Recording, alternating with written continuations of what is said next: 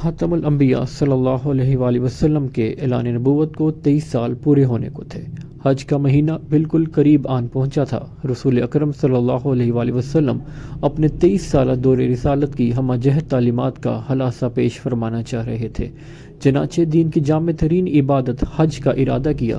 اطراف مکہ میں آپ کی آمد کی اطلاع پہنچی۔ تمام قبیلوں کے سردار اور نمائندگان اپنے قبائل کے افراد کے ہمراہ اس عظیم اجتماع میں جمع ہونا شروع ہو گئے۔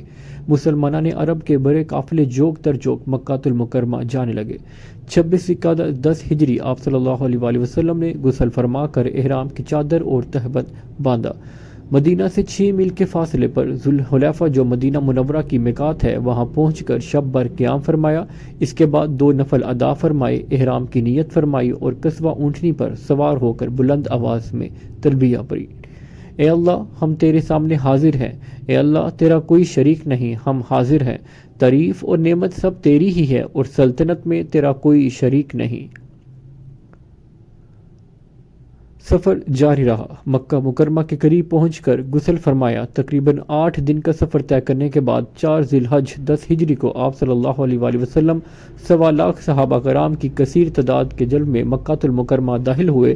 بیت اللہ پر نگاہ وری تو فرمایا، اے اللہ، اس گھر کی عزت و شرف کو مزید دوبالا فرما۔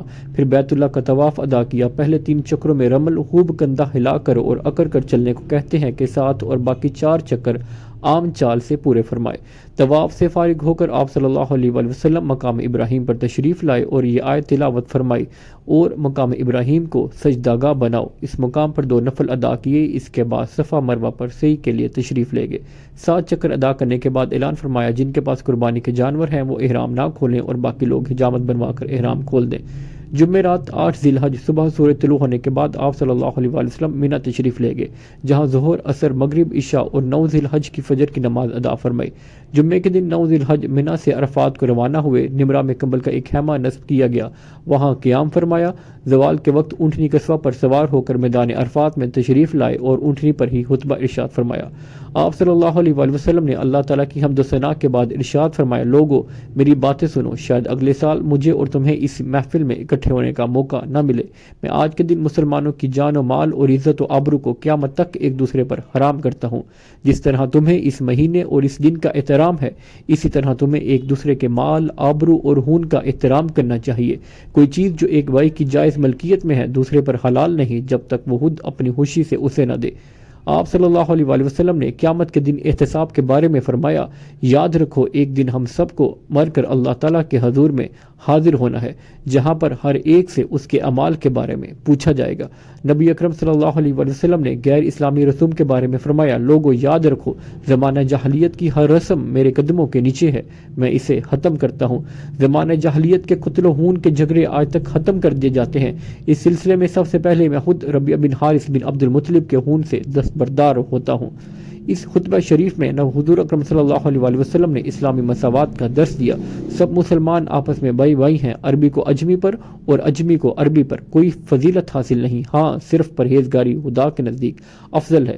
کمزوروں کے حقوق کے بارے میں آپ صلی اللہ علیہ وآلہ وسلم نے فرمایا، غلاموں اور عورتوں کے تم پر حقوق ہیں، ان حقوق کا خاص خیال رکھو، عورتوں کے ساتھ نرمی اختیار کرو اور مہربانی سے پیش آؤ، غلاموں کو وہی کھلاؤ جو خود کھاتے ہو اور انہیں وہی لباس پہناؤ جو خود پہنتے ہو۔ آپ صلی اللہ علیہ وآلہ وسلم نے مزید فرمایا، ہر شخص اپنے کیے کا خود ذمہ دار ہے، بیٹا باپ کا اور باپ بیٹے کے جرم کا ہرگز ذمہ دار نہیں۔ حضور اکرم صلی اللہ علیہ وآلہ وسلم نے اطاعت امیر کا حکم دیا، اگر کوئی حبشی کان کٹا غلام بھی تمہارا امیر ہو اور تم کو خدا کی کتاب کے مطابق لے کر چلے تو اس کی اطاعت اور فرما برداری کرو۔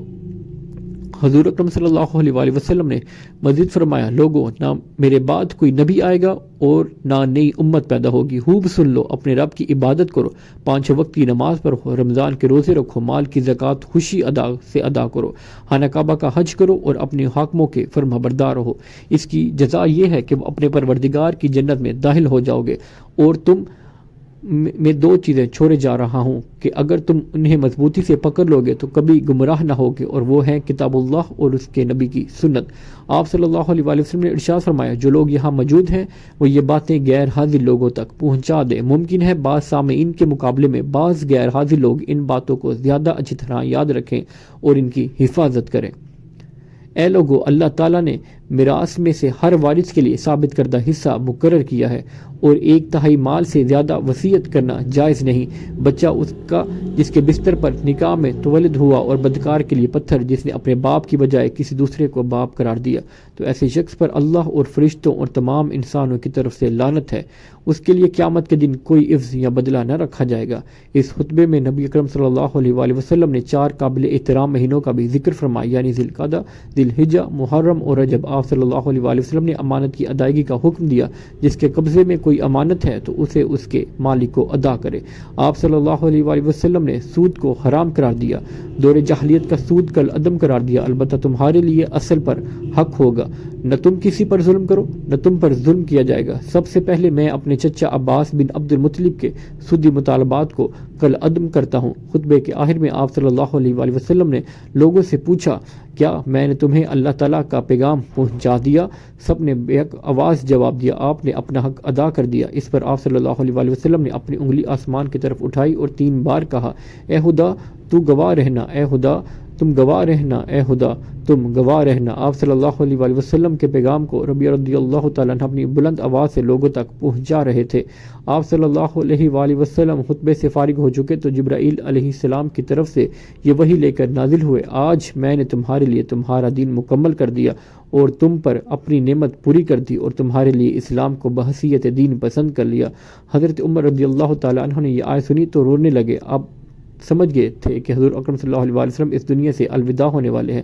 مختصراً یہ کہ اس خطبے میں اصلاح عقائد و اعمال، اتفاق و اتحاد کا درس، جاہلانہ رسومات کی بے کنی، سود کا خاتمہ، مکمل اور متوازن معاشی نظام کا تصور، صالح حاکم وقت کی اطاعت، نسلی امتیاز، قومی علاقائی لسانی عصبیت اور رنگ و نسل کی برتری کمتری کا خاتمہ فرمایا۔ حضور اکرم صلی اللہ علیہ وآلہ وسلم کا یہ خطبہ امت کے لیے وصیت کی حیثیت رکھتا ہے، اس لیے ہمیں چاہیے کہ ہم نبی اکرم صلی اللہ علیہ وآلہ وسلم کی تعلیمات پر عمل پیرا ہو کر دنیا اور آخرت کی ساری کامیابیاں حاصل کرنے کی بھرپور کوشش کریں۔ خطبے سے فارغ ہو کر حضرت بلال رضی اللہ تعالیٰ عنہ کو اذان کا حکم دیا، پھر ظہر اور عصر کی نماز ایک ساتھ ادا فرمائے، پھر موقف میں تشریف لائے اور دیر تک قبلہ روح کھڑے ہو کر دعا میں مصروف رہے۔ جب سورج ڈوبنے لگا تو چلنے کی تیاری فرمائی، اسامہ بن زید کو اونٹ پر پیچھے بٹھایا، مزدلفہ پہنچ کر مغرب اور عشاء کی نماز ادا فرمائی، رات آرام فرمانے کے بعد صبح نماز پڑھ کر سورج طلوع ہونے سے پہلے مینا واپس تشریف لائے، اور اس وقت فضل بن عباس رضی اللہ تعالیٰ عنہ اونٹ پر پیچھے بیٹھے تھے۔ ابن عباس رضی اللہ تعالیٰ عنہما کو حکم دیا کہ مجھے کنکریاں چن دے۔ جمرہ عقبہ کی رمی سے فارغ ہو کر میدان مینا تشریف لائے۔ سیدنا بلال رضی اللہ تعالیٰ عنہ آپ کی اونٹنی کی مہار پکڑے ہوئے تھے۔ آپ صلی اللہ علیہ وآلہ وسلم نے 100 اونٹوں کی قربانی کی، 63 اونٹوں آپ صلی اللہ علیہ وسلم نے اپنے دست مبارک سے نہر کیے، جبکہ 37 سیدنا حضرت علی رضی اللہ تعالیٰ عنہ نے کی۔ قربانی سے فارغ ہو کر سر مبارک منڈوایا۔ اسی موقع پر آپ صلی اللہ علیہ وآلہ وسلم نے ابو طلحہ رضی اللہ تعالیٰ عنہ اور ان کی بیوی ام سلیم کو اپنے دست مبارک سے کچھ بال عنایت فرمائے، اور باقی ماندہ بال ابو طلحہ رضی اللہ تعالیٰ عنہ نے اپنے ہاتھ سے تمام مسلمانوں میں ایک ایک دو کر کے تقسیم کر دیا۔ اس کے بعد آپ صلی اللہ علیہ وآلہ وسلم نے طواف زیارت کیا، زمزم سے پر تشریف لائے۔ سیدنا عباس رضی اللہ تعالیٰ عنہ نے ڈول میں پانی نکال کر پیش کیا۔ آپ صلی اللہ علیہ وآلہ وسلم نے قبلہ روح ہو کر نوش فرمایا اور مینا واپس تشریف لے جا کر نماز ظہر ادا فرمائی۔ 13 ذی الحجہ تک مینا میں قیام فرمایا۔ زوال کے بعد مینا سے چل کر وادی مصب معاہدہ میں قیام کیا، رات وہاں بسر فرمائی، اور سحری کے وقت مکہ مکرمہ تشریف لائے، بیت اللہ شریف کا الوداعی طواف کیا، اور نماز فجر کی ادائیگی کے بعد واپس مدینہ طیبہ کے لیے سفر شروع فرمایا۔